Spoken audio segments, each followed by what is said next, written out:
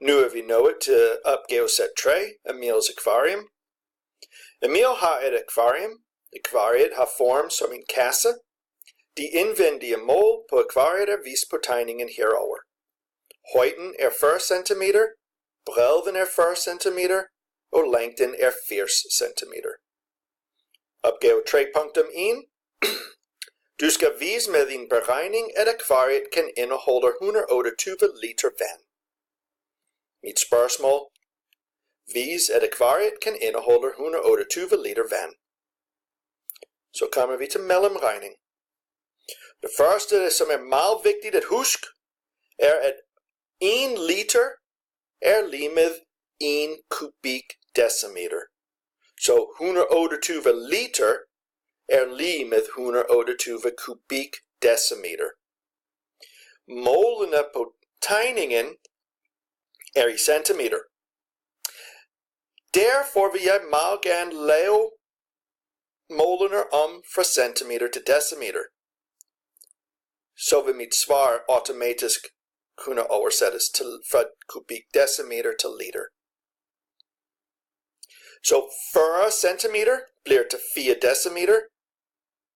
Igen, bredden 40 centimeter er 4 decimeter. Og længden 80 centimeter er 8 decimeter. Rumfang af en kasse er højden gang bredden gang længden. 4 gange 4 er 16, 16 gange 8 er 128. Man kan også gøre det på sin lommeregner og se 4 gange 4 gange 8. 128.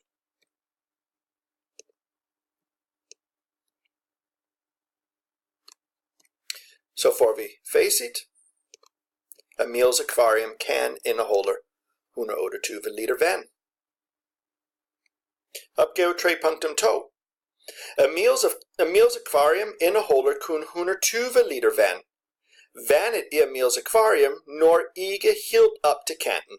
Det vil også være rigtig mærkeligt, hvis vandets overflade gik helt op til kanten. Det normalt er en lille afstand mellem vandoverfladen og kanten af akvarium. Spørgsmål til 3.2. Hvor stor er afstanden fra vandoverfladen til den øverste kant i Emils akvarium? Spørgsmål jeg har skrevet. Hvor stor er afstanden fra vandoverfladen til kanten i akvariet?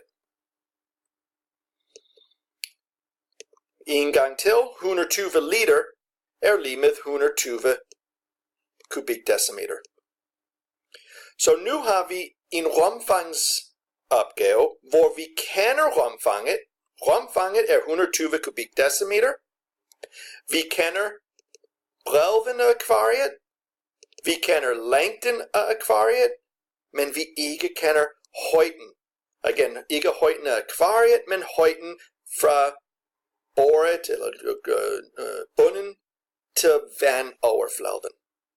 Når det er noget, vi ikke kender, så sætter vi en bogstav X, for eksempel. 120 kubikdecimeter er lige med den her ukendte højde gange 32 kvadratdecimeter. 8 decimeter gange 4 decimeter, 32. Jeg dividerer med 32 på begge sider af lighedstegnet. Og så får vi, at x, højden, er lige med 120 kubikdecimeter, divideret med 32 kvadratdecimeter. Vi tager lommeregneren ud, og siger 120, divideret med 32, er 3,75.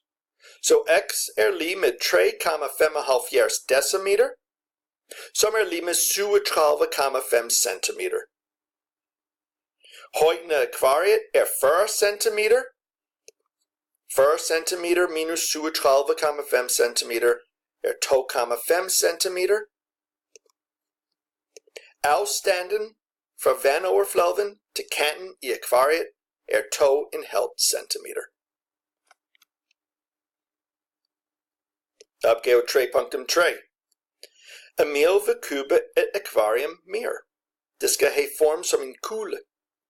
Opgave 3.3. Hvor meget vand kan akvariet indeholde, hvis kuglens indvendige radius er 15 cm? Spørgsmålet: hvor meget vand kan et kugleformet akvarium med radius 15 cm indeholde? Mellemregning. Jeg starter med at finde formlen for rumfang af en kugle. Jeg var her. Rumfang af en kugle er 4/30 gange pi gange radius i tredje. Det skriver jeg her. V er lige med 4/30 gange pi gange radius i tredje. Rumfanget er lige med 4/30 gange pi gange 15 cm og 15 kubik. Eller 15 i tredje. Nu laver jeg den om fra centimeter til decimeter, fordi når vi omtaler hvor meget vand et akvarie kan indeholde, så skal vores svar være i liter.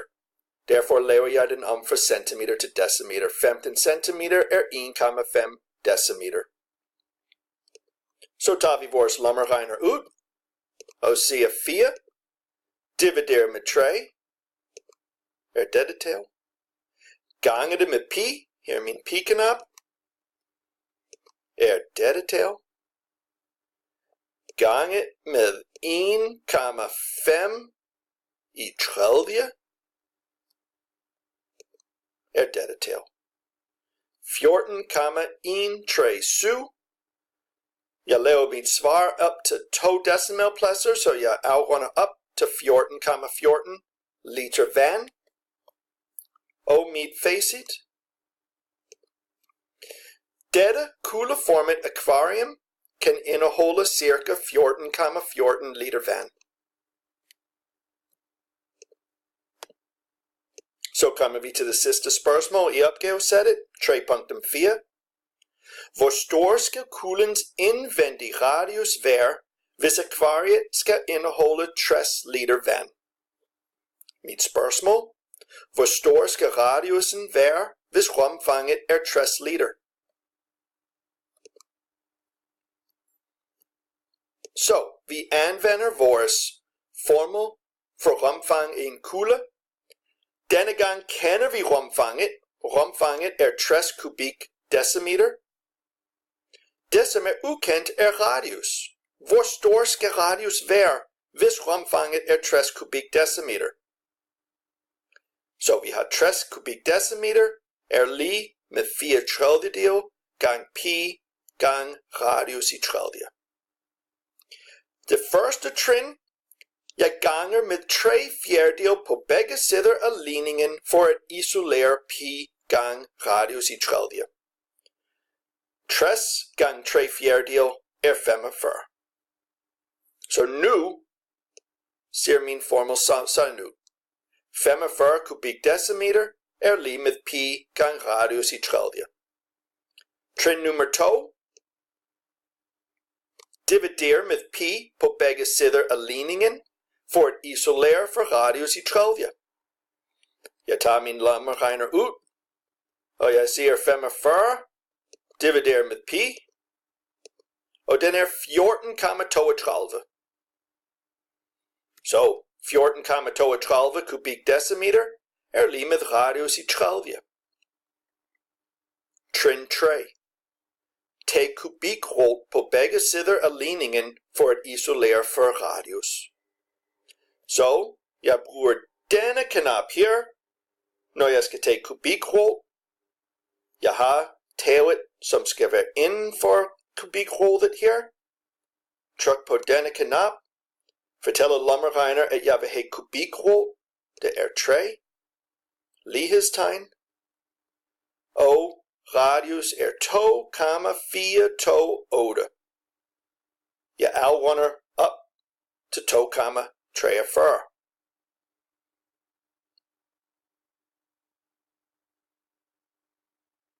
Så radius af min kugleformet akvarium er 2,43 decimeter.